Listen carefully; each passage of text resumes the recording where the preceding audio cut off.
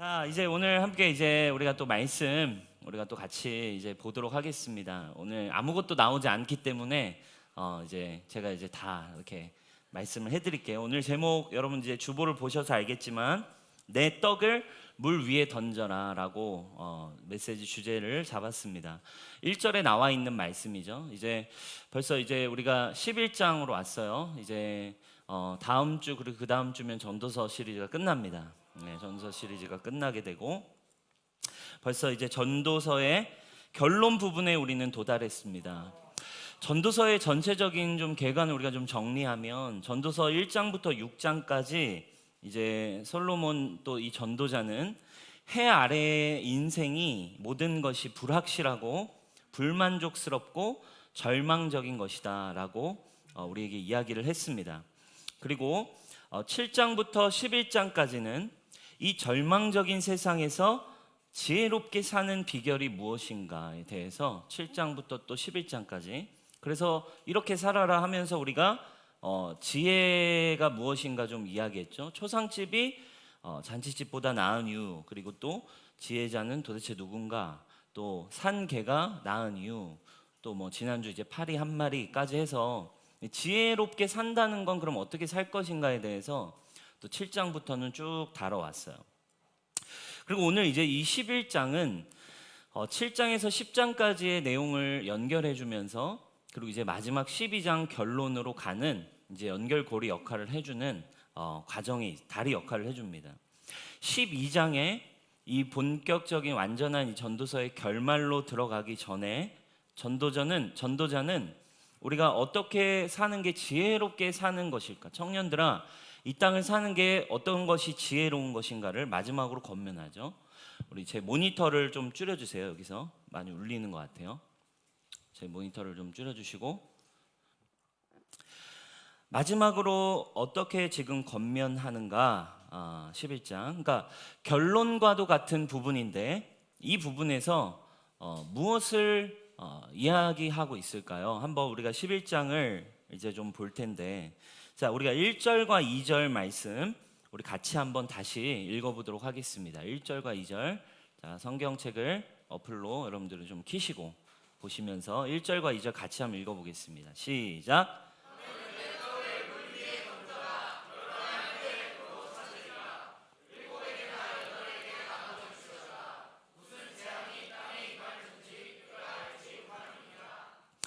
너는 네 떡을 물 위에 던져라. 여러 날 후에 도로 찾을 것이다. 여러분 이 메시지를 지금 전도자가 던지고 있어요. 마지막 너희가 이렇게 살아는 것이 참된 지혜로운 삶이다.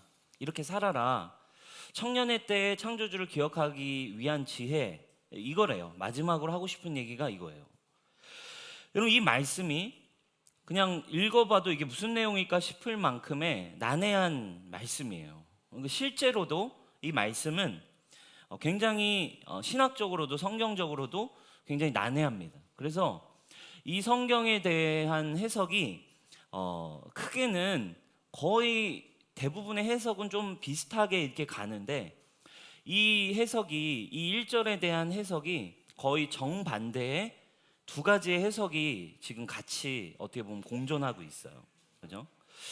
두 가지 해석이 있는데 오늘 한 가지의 해석만을 가지고서 우리가 이야기하기보다 여러분들에게 좀 제공해 드리고 싶어요. 지금 신학자들이 또 이런 성경을 해석하는 많은 사람들이 이 1절에 대해서 어떻게 해석하고 있는지 크게는 두 가지의 해석이 있어요.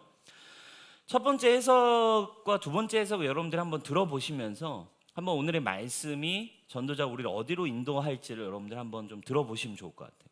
자, 이 말씀에 대한 첫 번째 해석은 이런 내용에 근거를 합니다. 당시에 이 근동지방, 중동과 이 근동지방에 전해져 내려오는 우리나라로 치면 전래동화 같은 이야기가 당시에 있었어요. 그래서 어느 날 왕이 이제 왕자를 데리고 숲으로 사냥을 떠납니다. 왕자를 데리고 사냥을 떠났는데 왕이 이렇게 한눈을 팔고 사냥에 몰두한 사이에 이 왕자가 강물을 따라서 혼자 이렇게 걸어가다가 강물에 빠지게 되고요.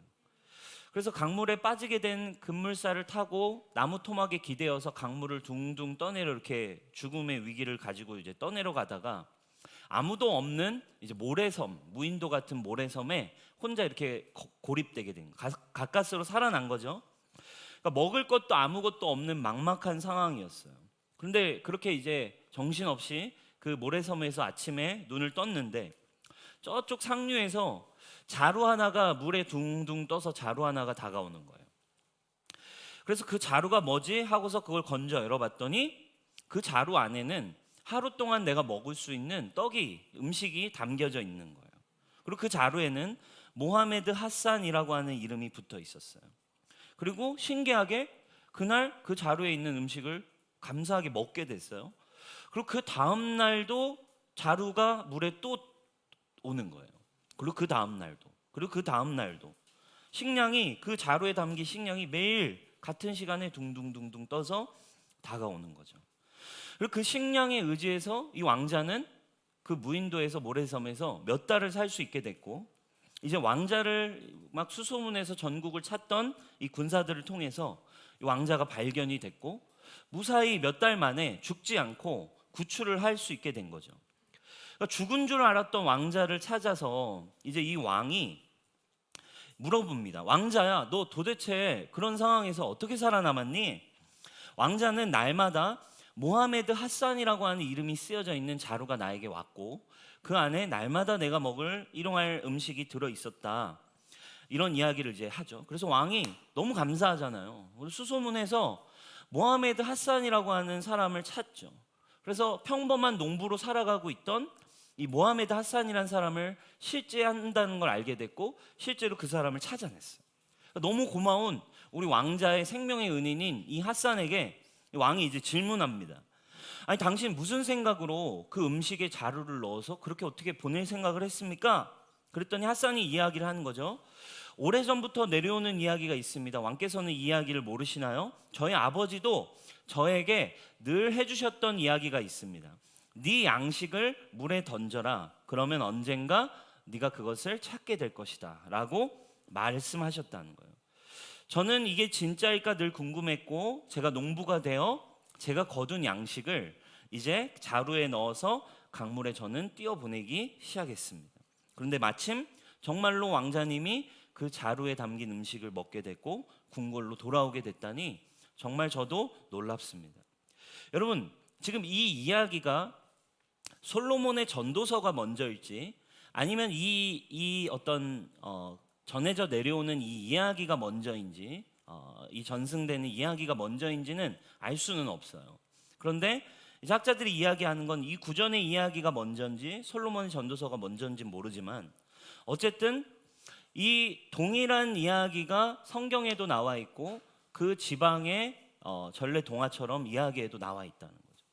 솔로몬의 말씀 때문에 이 이야기가 생겼는지 아니면 솔로몬도 어린 시절 이 이야기를 어려서부터 들었었던지는 모르지만 어쨌든 이 이야기의 맥락 속에서 전도서와 이 이야기가 이야기하고 있는 핵심 가치는 여러분 무엇일까요? 여기서 이야기하고 있는 한 가지는 나에게, 자신에게 소중한 것을 물에 띄움으로, 물에 던짐으로 다른 사람을 위해서 사용되게 하라, 이런 뜻을 가지고 있는 거죠. 다시 말하면 네가 가지고 있는 것을, 너에게서 소중한 것들을 나누어서 베풀 줄 아는 삶을 살라, 이런 얘기입니다.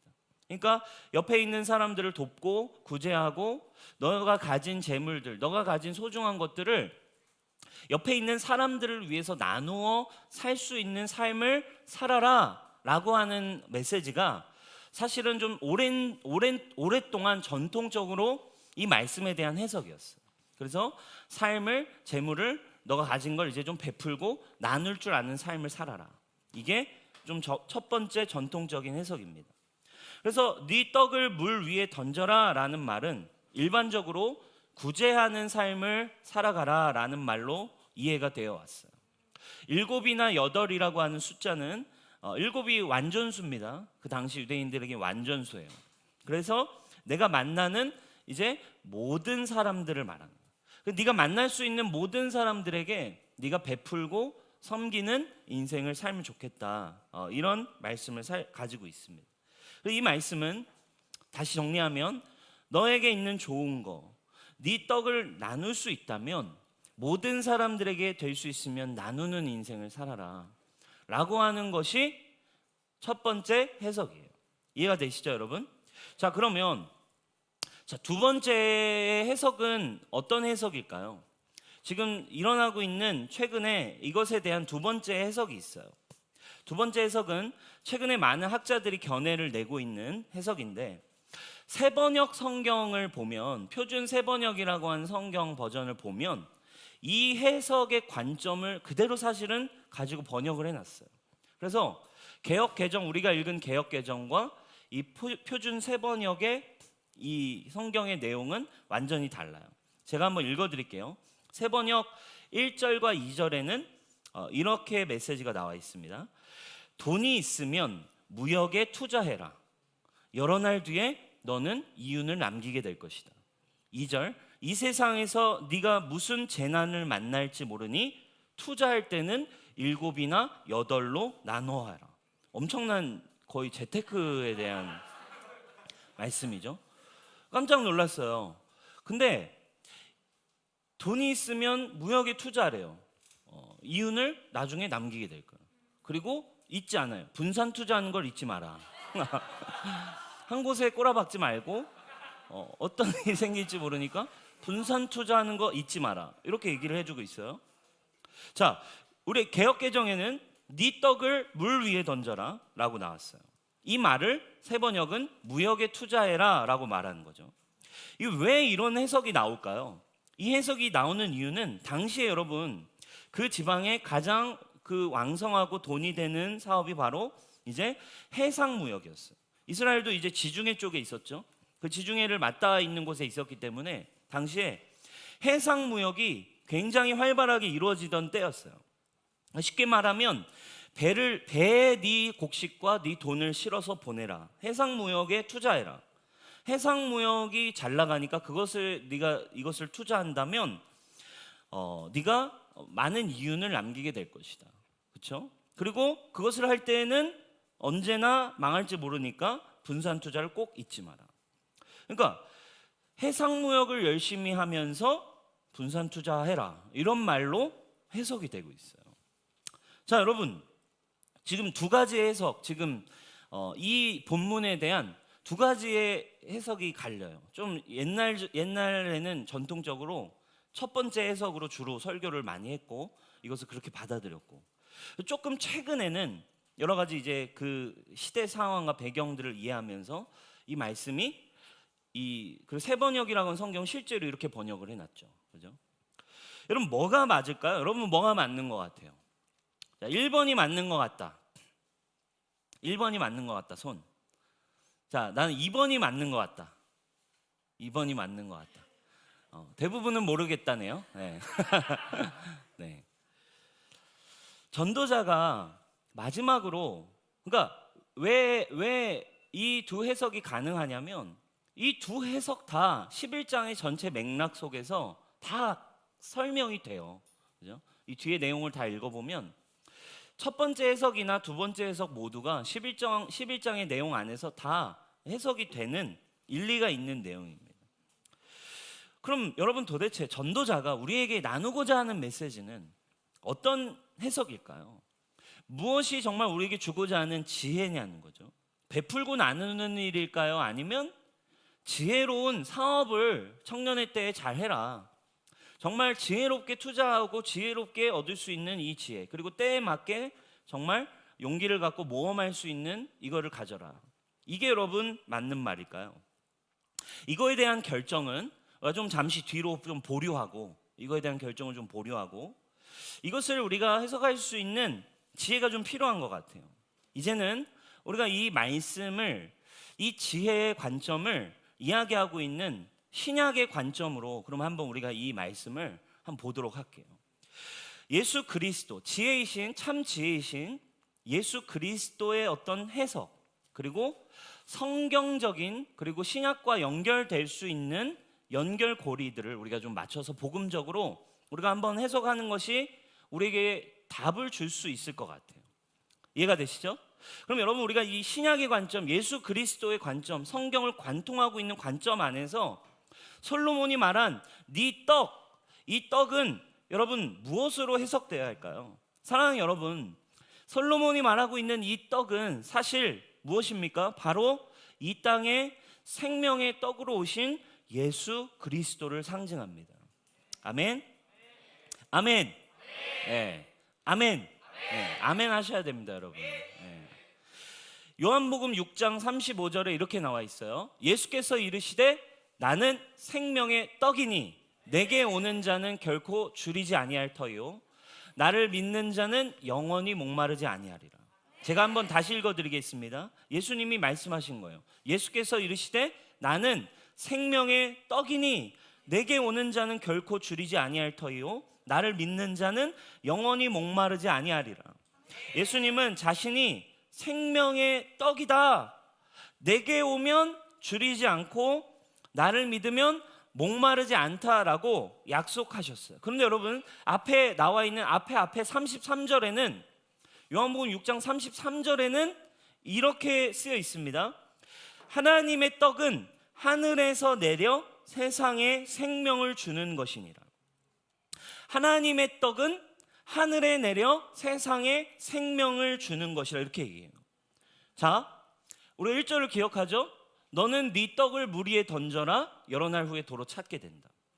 하나님의 떡은 세상에 내리는 떡이래요. 그죠? 전도자가 이야기한 하나님의 지혜로운 삶처럼 우리는 이 요한복음을 통해 하나님의 지혜를 엿볼 수가 있습니다. 하나님이 지혜자로서 가장 지혜로우신 하나님도 떡을 물 위에 던지셨어요. 하나님이 이 세상이라고 하는 물에 생명의 떡이신 예수님을 던져 보내셨습니다. 할렐루야. 아멘.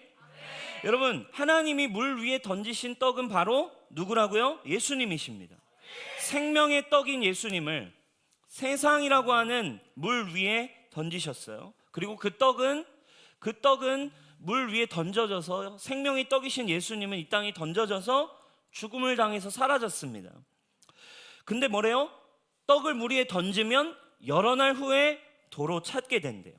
하나님께서는 생명의 떡이신 예수님 이 땅에 보내셨고 예수님은 생명의 떡으로 우리를 위해 죽음을 당하셨습니다.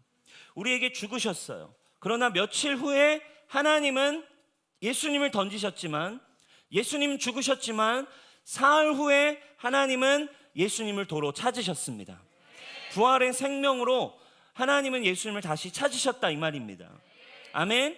자, 여러분, 하나님의 지혜인 예수 그리스도 그 떡이 여러분 바로 우리의 떡이라고 우리가 바라보기 시작할 때 이 떡은 생명의 떡이신 예수 그리스도다라고 우리가 이것을 믿음으로 취해야만, 여러분 이 앞에 두 가지의 이 해석의 난제는 어떠한 해석을 적용하든지 간에 어떤 해석으로 가든지 간에 첫 번째 해석이든 두 번째 해석이든 우리는 해석할 수 있는 삶을 여러분 우리가 알게 된다라는 거예요.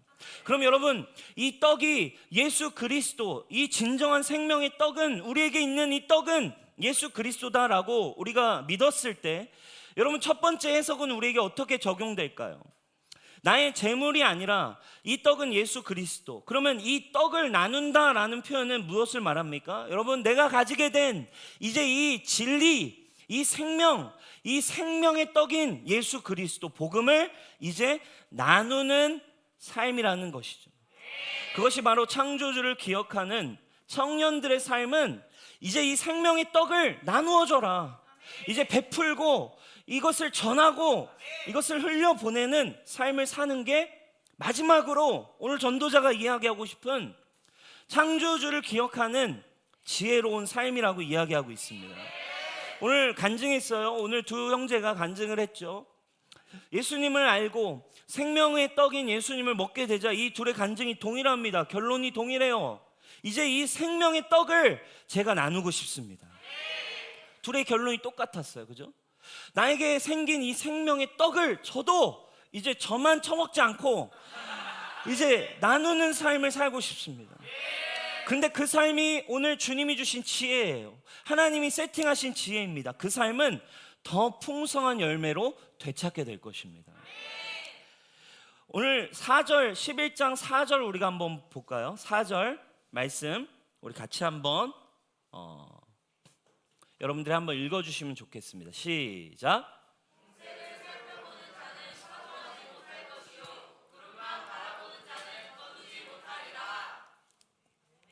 세 번역에는 이렇게 설명을 잘 해놨어요. 바람이 그치기를 기다리다가는 씨 뿌리지 못하고 구름이 거치기를 기다리다가는 거두어들이지도 못한다. 이게 무슨 말이냐면 기회만 엿보다가는 씨를 뿌릴 수도 거둘 수도 없대요. 여러분 디모데후서 4장 2절에 똑같은 메시지를 우리에게 권면합니다. 너는 말씀을 전해라. 때를 얻든지 못 얻든지 항상 힘써라. 때를 얻든지 못 얻든지 때를 그냥 살펴보고 언제 하지? 이 생명을, 이 복음을 언제 전하지?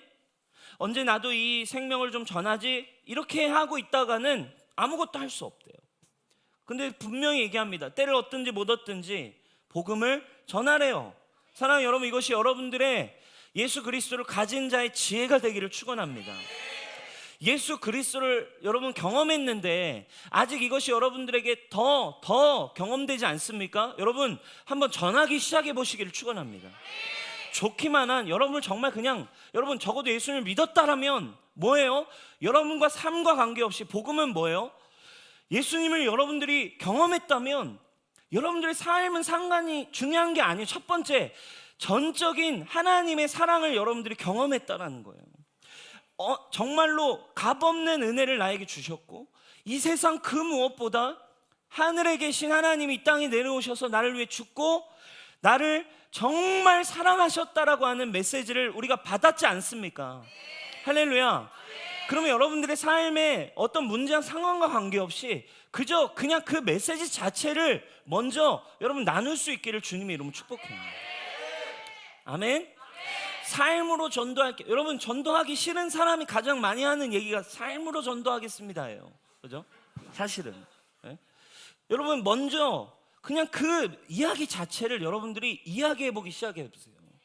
여러분들이 더 경험하지 못하고 있는, 그러니까 나는 연약하고 부족하지만 정말 예수님은 사랑이셔.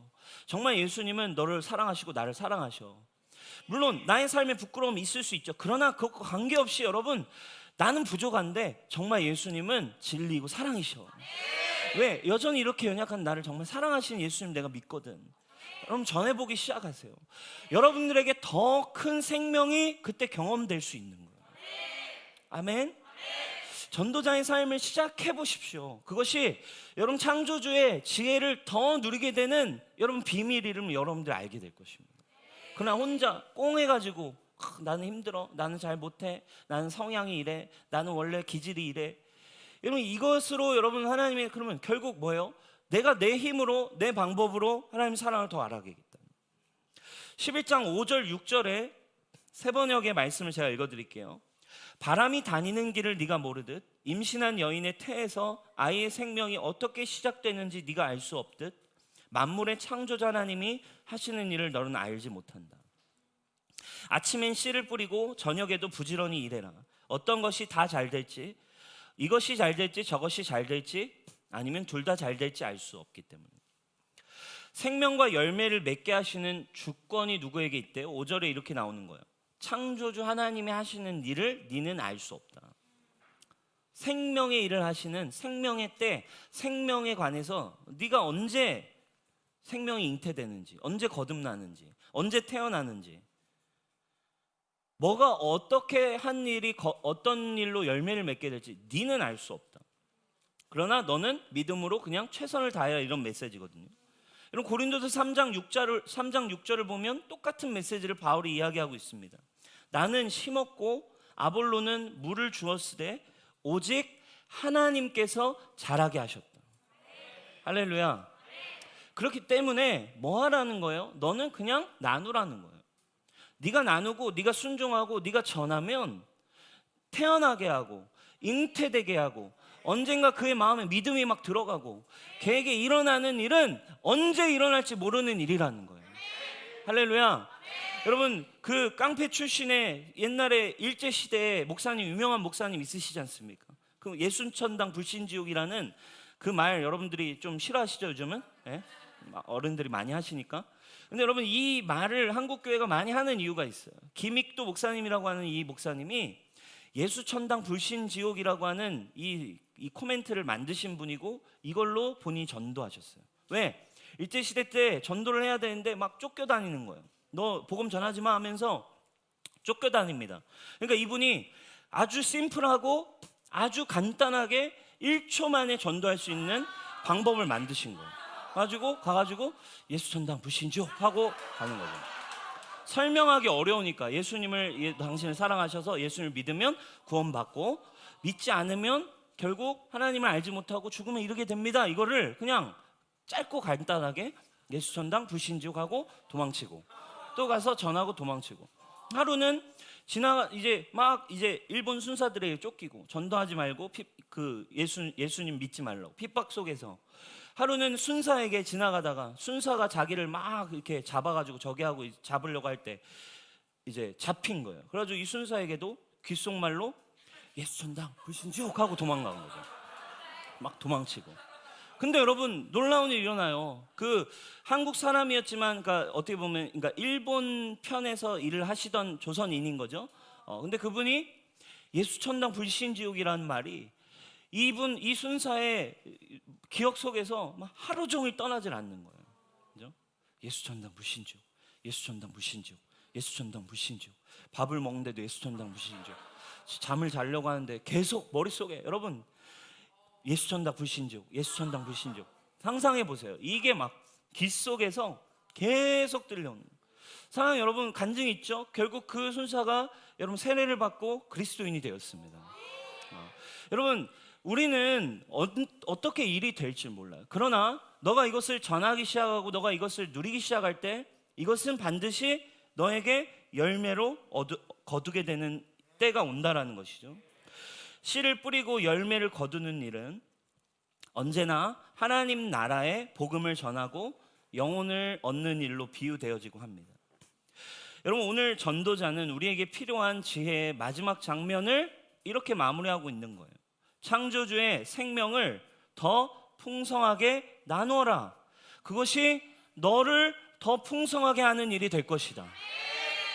창조주의 생명, 예수 그리스도의 생명을 네가 받았니? 그러면 그것을 너는 나눠주기 시작해라.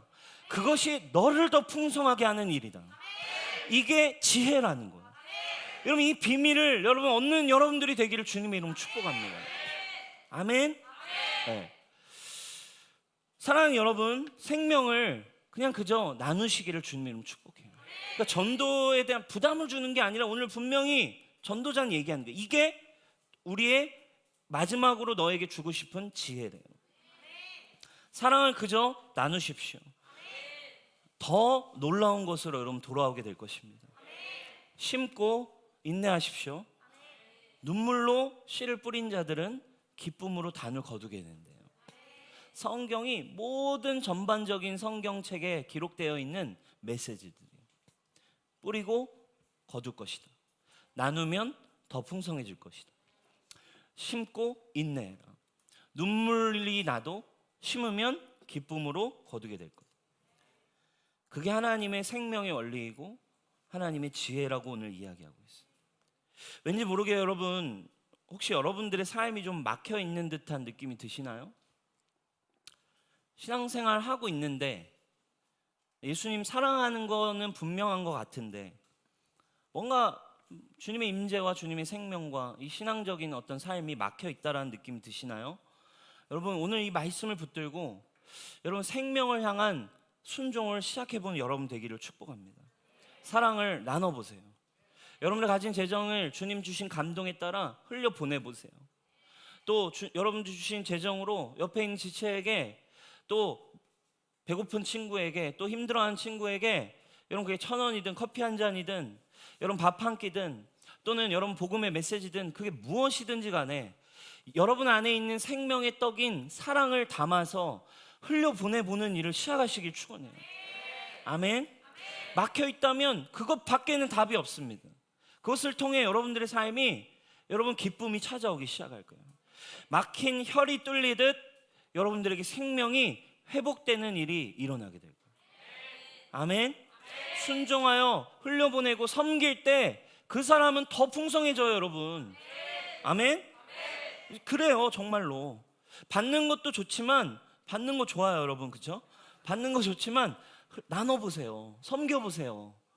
그 주님으로부터 채워지는 기쁨이 여러분 정말 배가 됩니다. 여러분, 이 교회가 그런 지혜로 가득한 청년들이 가득 차길 축복합니다. 아멘. 두 번째, 우리가 예수 그리스도 안에 첫 번째 해석, 이렇게 우리가 해석될 수 있어요. 두 번째 해석은 뭘까요? 인생을 뭐예요? 투자하래요. 인생을 어떻게 재테크할 것인가. 이 두 번째 해석 또한 우리가 이 생명의 떡인 예수 그리스도라는 전제 안에서 어떻게 해석할 수 있습니까? 청년의 때에 우리의 생명이신 예수 그리스도께 여러분들의 인생을 투자하라는 뜻입니다. 아멘. 청년의 때에 여러분 무엇에 인생을 투자하는 것이 가장 지혜로운 첫 번째 우선순위냐는 거예요.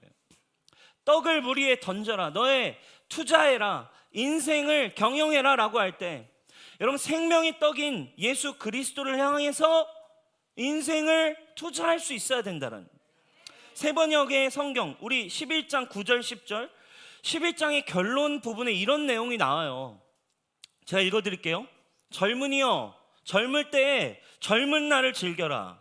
네 마음과 눈이 원하는 길을 따라가라. 무슨 말이에요, 여러분? 하고 싶은 대로 막 살래요. 네가 살고 싶은 대로, 먹고 싶은 대로, 네가 놀고 싶은 대로, 네가 즐기고 싶은 대로 다 하래요. 근데 뒤에 반어법을 넣었어요. 다만 네가 하는 이 모든 일에 하나님의 심판이 있다는 걸 알아라. 마음껏 살아. 청년이니까 즐겨. 다만 심판이 있어. 기억해. 반어법을 이야기하고 있어요. 10절 네 마음의 걱정과 육체의 고통을 없애라. 혈기왕성한 청춘은 덧없이 지나가기 때문이다. 반어법으로 얘기하죠. 뭘 얘기합니까? 분명한 메시지를 던지고 있습니다. 청년의 때 너 진짜 우선순위가 뭔지 기억해. 청년의 때 네가 살고 싶은 대로 사는 거 괜찮아. 그렇게 해. 그러나 기억해. 네가 행한 대로 네가 심판을 받게 될 거야. 네가 뿌린 대로 너는 거두게 될 거야. 그러나 청년의 때 먼저 해야 하는 거, 12장 1절 결론으로 이제 나아가는 거죠. 너는 청년의 때에 창조주 하나님을 기억해라. 아멘. 여러분, 청년의 때 해야 되는 것이 무엇입니까? 이 두 번째 해석은 뭐예요? 바로 네 인생의 투자는 보이는 대로, 먹고 싶은 대로, 즐기고 싶은 대로 그렇게 네가 마음대로 사는 투자가 아니라 네 인생을 창조주 하나님, 진정한 생명의 떡인 예수 그리스도께 한번 걸어보라는 거예요. 아멘. 여러분, 청년의 때는 특별합니다. 청년의 때는 여러분 프라임 타임입니다. 지금 여기에 있는 우리 뉴송처치에 있는 이곳에 있는 청년 한 150여 명 되는 이 청년들을, 여러분들의 인생이 여러분 얼마나 소중한지 알고 계세요? 여러분, 예수님도 청년이셨어요. 청년 때 많은 게 결정돼요. 나이가 들면 안 변해요. 잘. 죄송합니다, 여러분. 우리 오늘 나이가 드신 분들 좀 안 계시죠? 여러분, 여기 다 청년만 있는 줄 믿습니다. 마음이 청년인 게 중요한 거죠. 할렐루야. 청년 때 많은 게 결정돼요. 예수님도 청년이셨어요. 위대한 하나님의 일을 할 거면 이제 한 60세쯤, 예수님이 60세쯤 되셔서 하셔야 되는 거 아니에요? 이 세상으로 따지면 노하우와 연륜과 경험과, 그렇죠? 모든 이제 에너지를 다 풀어낼 수 있는 연륜이 찬 한 50대쯤 돼서 40대쯤 돼서 예수님 사역하셨어야 되는 거 아닙니까? 그러나 예수님은 청년이셨어요. 청년으로 살다 청년으로 돌아가셨어요. 여러분, 그리고 예수님은 누구를 선택하셨습니까? 청년으로 오셨고 청년으로 사역하셨고, 그리고 20대의 청년들을 선택하여 부르셨어요. 왜? 청년의 때에 여러분 하나님을 알고 하나님을 기억할 수 있기 때문에 그렇습니다. 마태복음 4장 18, 19, 20절 갈릴리 해변에 다니시다가 두 형제 곧 베드로라는 시몬과 그의 형제 안드레가 바다에 금을 던지는 걸 보시니 그들은 어부라. 말씀하시되 나를 따라오라. 내가 너희를 사람 낚는 어부가 되게 하리라 하시니 그들이 곧 그물을 버려두고 예수를 따르니라. 아멘. 그들은 여전히 바다에 그물을 던지는, 그죠? 미끼를 던져서 물고기를 낚는 이미 바다의 일을 하고 있었어요. 그런데 그들에게 야, 지금 그걸 던지지 말고 생명의 떡인 나를 따르라. 나에게 투자해라. 그러자 그들이 배와 그물을 잠시 버려두고 먼저 예수님을 따라가는 제자의 삶을 시작했습니다. 청년의 때에 여러분 예수님 이 땅에 오셔서 그 일을 사셨고 오늘 이 11장의 메시지를 그대로 사셨으며 11장의 메시지대로 사역하셨어요. 그리고 그 이 11장의 메시지대로 사셨기 때문에 하나님의 나라가 온 줄 믿습니다. 오늘 청년으로 사는 여러분들에게 전지는 메시지가 전도자가 있는 거예요. 생명의 떡, 이것을 네가 먹고 이것을 나누고 흘려보낸 삶을 살아라. 그리고 너의 청년의 때에, 너의 가장 소중한 인생의 때에 생명의 떡인 예수 그리스도께 인생을 한번 투자해봐라.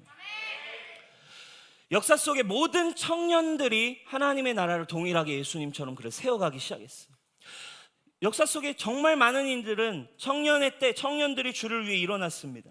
미국과 영국의 부흥운동을 일으켰던 존 웨슬리, 조지 필드, 어마어마한 찰스 웨슬리, 어마어마한 각 사람, 어마어마한 업적과 어마어마한 하나님의 나라를 세운 사람들이지만 이들이 그렇게 처음부터 어마어마한 일을 했던 게 아닙니다. 20대 대학생 때 옥스퍼드 대학의 기도 모임에서, 홀리클럽이라는 기도 모임에서부터, 셀 모임에서부터 이들은 기도하기 시작했고, 이들은 예수님 생명의 떡을 먹기 시작했고, 생명의 떡을 이제 나누어야겠다, 이 생명의 떡의 인생을 걸어야겠다라는 모임에서부터 미국과 영국의 역사를 바꾼 부흥의 운동의 주역이 된 줄 믿으시기 바랍니다.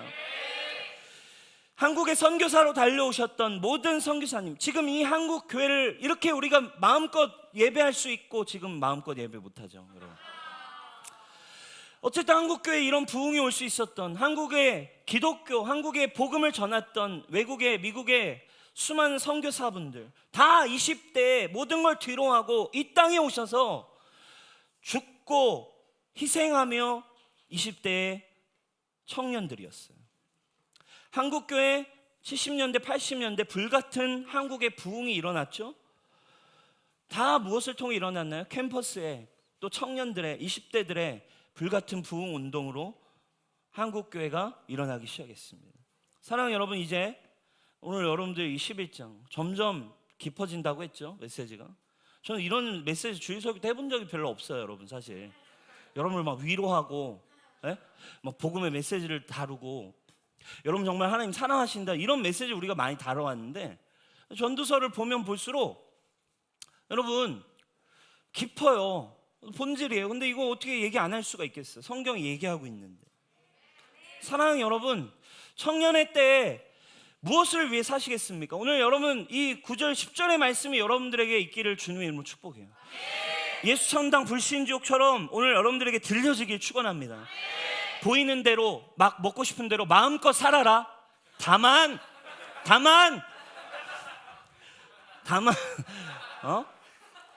큰일 난다. 이렇게 살다가 주님 곧 오신다. 니 그렇게 살지 큰일 나. 허송세월 하지 마. 여러분 오늘 이 9절 10절이 여러분 귀에 들리기를 축원합니다. 잠이 안 오기를 축원해요. 먹고 싶은 대로 먹고 싶은 대로. 여러분 정죄한 메시지가 아닙니다,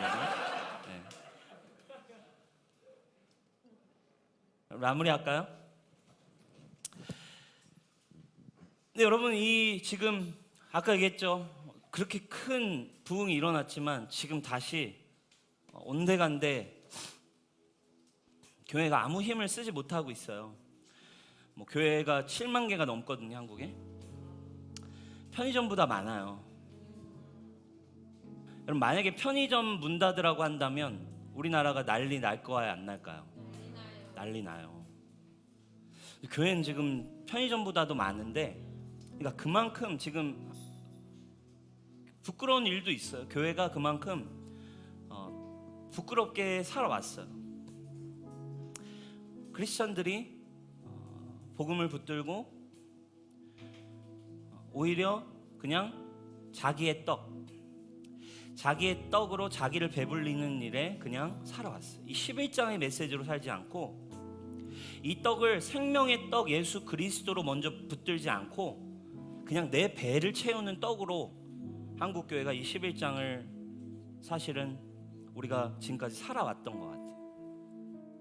그래서 그냥 이 떡으로 정말 그냥 선행도 했고 흘려보내기도 했고, 그리고 또 이걸로 성공도 하고, 크리스천들이 많은 각종 한국의 많은 것들을 누리고 돈도 많이 벌고 큰 교회들도 많아지고 투자도 잘했지만, 진짜 이 창조주의 지혜를 기억하는 이 11장의 이 정말 본질적인 이 메시지로는 살지 못했기 때문에 교회가 어려워졌어요. 그러나 저는 정말 우리 뉴스홈교회 이 메시지를 마지막으로 전하면서 이 전도서의 마무리 부분에 정말 청년의 때 우리가 많은 여정을 왔어요. 인생이 헛되다, 이 세상의 쾌락, 이 세상의 지식, 이 세상의 모든 거 헛되고, 그래서 어떻게 살 것이냐, 지혜롭게 살아라, 이렇게 살면서 오늘 11장의 마지막으로 진짜 이제 이거를 전해라. 그리고 네 인생 이 생명의 떡에 투자하는 것이 가장 올바른 투자다. 이제 잃어버린 이 다음 세대, 다시 청년들을 통해 여러분이 한국 땅에 다시 한번 저는 먼저 이 홍대라고 하는 상징성을 가진 이 서울의 한복판, 한국 청년 문화의 중심인 이 도시에서부터 여러분 다시 한번 여러분 부흥이 일어나기를 저는 꿈꿉니다. 저는 그리고 확신합니다. 그리고 그 부흥을 우리는 보게 될 것입니다. 오늘 이 11장의 창조주의 지혜를 오늘 정말 성령의 음성으로 믿음으로 받고 여러분들의 각 영역에 그 믿음으로 들어가 창조주를 아는 청년의 삶을 살기로 결정하는 자들을 통해 여러분 새해 일이 시작될 겁니다. 위기와 같습니다. 모든 것이 지금 바뀌어지는 시즌에 와 있어요. 정말 어려운 시간입니다. 한국교회 정말 어려워요. 한국교회가. 그러나 여러분 우리 뉴스홈교회를 통해 저는 하나님이 새 일을 행하시리라고 확신합니다. 사랑하는 여러분, 이 복음을 붙들고 여러분들의 삶에 하나님 나라의 꿈을 시작하시길 축원합니다. 정말 하나님 나라의 생명의 떡을 나누고 생명의 떡에 인생을 걸고 이것을 이 11장의 메시지를 전할 수 있는 여러분 뮤지션들이 일어나길 축원하고, 그러한 각 영역의 직장인들이 되기를 축원하고, 그러한 교사들이 교육자들이 이 교회에 일어나기를 축복합니다. 법조계, 의료계 수많은 청년들이 여러분 청년 때 여러분 무엇이든 여러분 꿈꾸시기를 축원해요. 꿈이 없이 어떻게 살겠습니까? 돈에 그냥 내 배부르는 떡에 여러분들이 살아가지 말고 꿈을 회복하는 청년들 되기를 축복해요. 하나님의 꿈을 여러분 먹으십시오. 하나님의 꿈이 여러분들의 인생 안에 청년의 때에 있어야죠. 여러분 무기력하게 사는 것을 이제 버리고 여러분 정말 여러분들의 인생에 새로운 시작이 있기를 축원해요. 그리고 이 불씨를 우리는 잃어버리지 않고 우리 다음 세대에는 끊어지지 않고 이제 여러분들의 다음 세대, 여러분들의 제자들에게 여러분들이 전달할 수 있는 교회가 될 것입니다. 오늘 말씀을 보면서 이 두 가지의 해석, 나누는 삶, 이제 이 생명의 떡을 나누는 삶, 그리고 예수님을 향한 진정한 삶의 투자, 가치, 이 두 가지 해석을 보면서 성령님이 기도하는 중에 떠오르게 한 사람이 있었어요. 떠오르게 된 한 사람이 있었는데 그 사람이 여러분들 중에 있지는 않아요. 긴장하지 마세요. 누구냐면 성경에 나오는 부자 청년이었어요. 부자 청년이 예수님께 오죠. 예수님, 제가 어떻게 해야 영생을 얻겠습니까? 제가 어떻게 해야 정말 영생을 얻겠습니까? 저는 어려서부터 율법도 지켰고 모든 걸 다 했습니다. 그래서 예수님이 너에게 한 가지가 부족하다. 너가 가진 재산을 다 팔아서 다른 사람에게 나누어주고 너는 나를 따르라 얘기했어요. 두 가지를 다 얘기했어요. 오늘 예수님이 지혜이신 예수님이, 생명의 떡인 예수님이 보니까 오늘 이 11장의 이 두 가지의 메시지를 이 부자 청년에게 다 요구했어요. 네가 가진 재물로 사람들 나눠주고 너 나 따라와. 너는, 그죠? 네가 가진 재물로 그냥 사람들에게 다 나눠주고 너는 나를 따라라. 근데 마가복음 10장 22절을 보면 이렇게 표현해요. 그 사람은 재물이 많은 고로 이 말씀을 인하여 슬픈 기색을 띠고 근심하며 돌아가니라. 이 청년의 마음 안에는 떡의 우선순위가 잘못되어 있었죠. 떡으로 투자도 해서 돈도 벌었어요. 그러나 생명의 떡을 이 사람은, 이 청년은 알지 못했어요. 그러다 보니까 어땠어요? 돈에 대한 욕심 때문에 사실은 이것을 흘려보내는 삶을 살기도 어려웠어요. 세상에 대한 욕심 때문에 복음을 전하고 사랑을 흘려보내는 삶도 살 수 없었고, 그리고 결국 뭐예요? 자신의 인생도 예수님께 걸지 못하는 삶을 살게 됐어요. 사랑하는 여러분, 오늘날 이 부자 청년과 같은 청년의 삶이 되지 않고, 여러분 배와 그물을 버려두고 예수 그리스도를 따라갔던 그 청년들이 이 뉴스홈교회에 있기를 주님의 이름으로 축복합니다. 그러나 여러분, 오늘 근심하며 돌아갈 수 있지만, 그럼에도 오늘 근심하며 돌아가는 삶을 자책하고 정죄받지 마세요.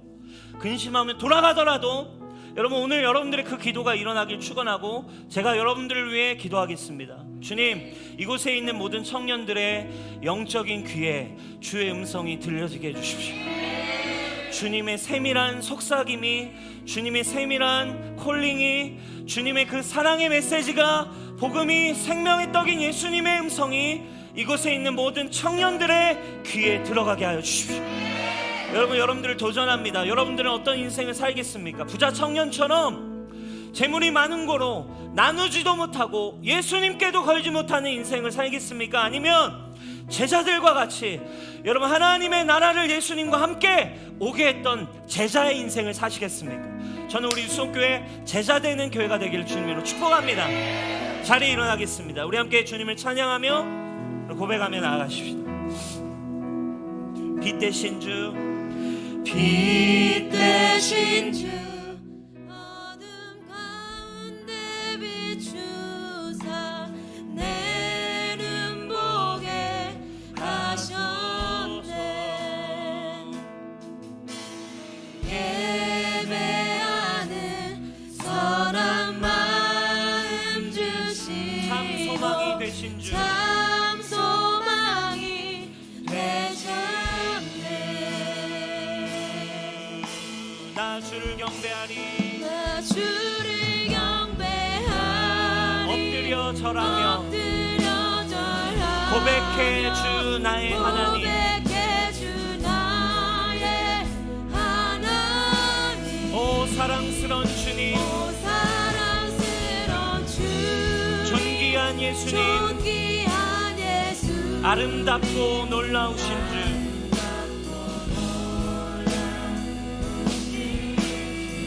우리 다시 한번 빛 대신 주, 빛 대신 어둠 가운데 비추사 어둠 가운데 비추 내 눈 보게 하소서, 내 눈 보게 하소서. 예배하는 선한 마음 주시고 예배하는 선한 마음 주시 산 소망이 되신 주, 되신 주, 나 주를 경배하리, 나 주를 경배하리. 엎드려 절하며 엎드려 절하며 고백해 주 나의 하나님. 고백해 주 나의 하나님. 오 사랑스러운 주님, 오 사랑스러운 주님, 존귀한 예수, 아름답고 놀라우신 아름답고 놀라우신 주, 나 주를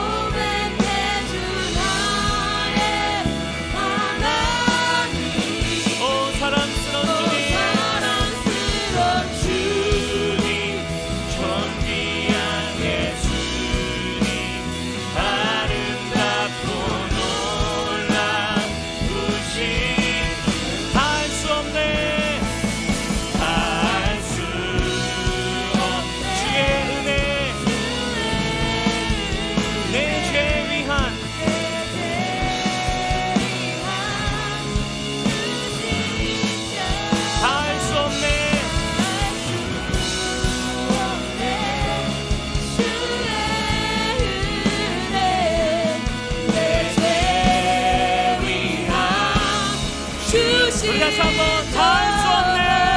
다할 수 없네. 주의 은혜 내 죄 위한 주신 다할 수 없네. 주의 은혜 수 없네.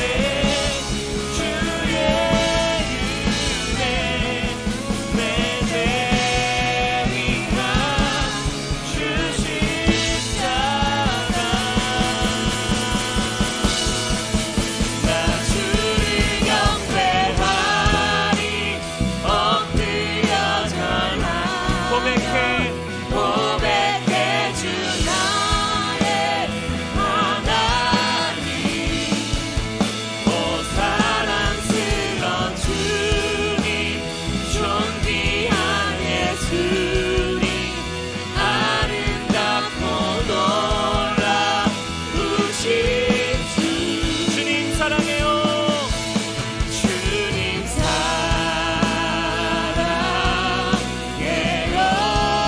온 맘과 정성 다해 정성 다해 하나님의 신실한 하나님의 신실한 친구 되기 원합니다. 친구 되기 원합니다. 주님 사랑해요. 주님 사랑해요.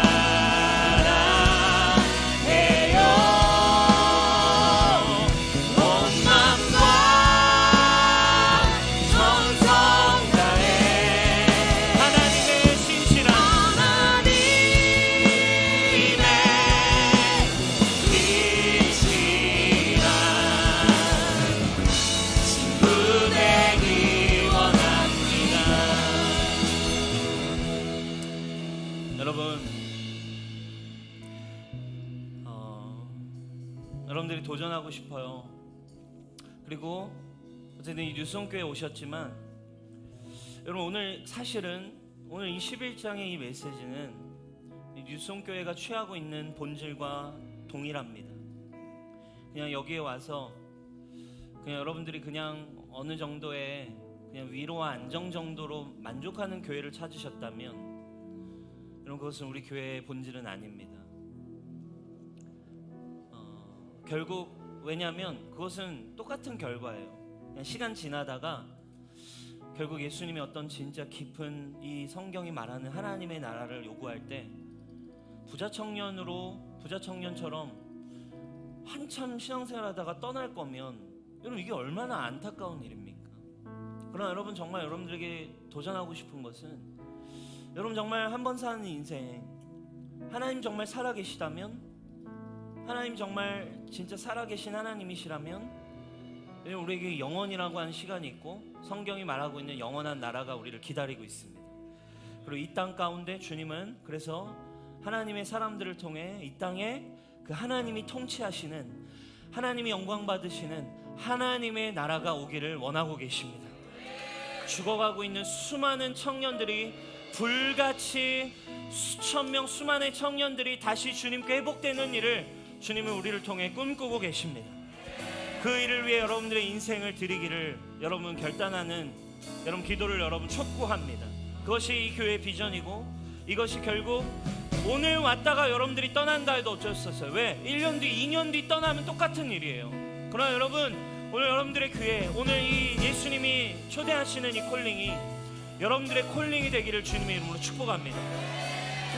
이 전도서를 지나면서 요즘 저에게 한 가지 드는 묵상이 있어요. 저도 이 전도서를 공부하고 여러분과 같이 나누면서 날마다 주님께 성령님께 기도할 때 요즘 제가 고백하는 메시지가 있어요. 그리고 매일 느끼는 묵상이 있어요. 뭐냐면 정말로 제 마음에 정말 주님 제가 정말 내일 죽을 수도 있겠습니다. 주님 정말 제가 사고로 또는 갑자기 건강의 어떤 문제로 또는 어떤 상황으로 정말 저의 인생이 주님 정말 내일 죽을지 모르겠습니다.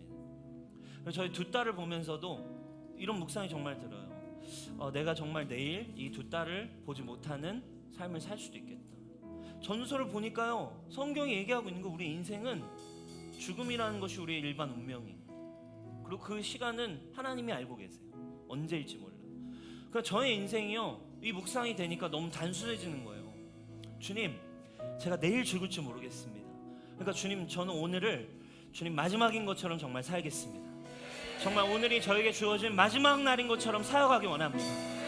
주님, 정말 내일 제가 정말 죽게 되는 상황이 오더라도 하나님의 나라로 저는 들려가고 하나님의 영광 가운데 하나님의 천국에 가게 될 텐데, 오늘이 마지막이라면 오늘 복음을 듣지 못하고 있는, 생명을 아직 알지 못하고 있는 청년들에게, 저의 부르심인 다음 세대들에게 이 복음을 듣든지 아니 듣든지 더욱 분명하게 전하고 싶습니다. 그리고 저를 기억하는 자들이 예수 그리스도를 떠올릴 수 있는 한 사람의 사역자로 주님 살고 싶습니다. 이것이 요즘 저의 진실된 고백입니다. 사랑하는 여러분, 우리 인생 한 번 살다가 끝나는 인생입니다. 여러분 언제 인생이 마감될지 모르지만 여러분 기억하십시오. 예수님은 살아계신 하나님이시고 여러분들을 위해 이 땅에 오신 구원자이십니다. 예수님을 믿고 영생을 얻으십시오. 그리고 예수님을 위해, 하나님의 나라를 위해 인생을 살다가 가십시오. 우리 시간에 주여 외치고 기도하겠습니다. 주여!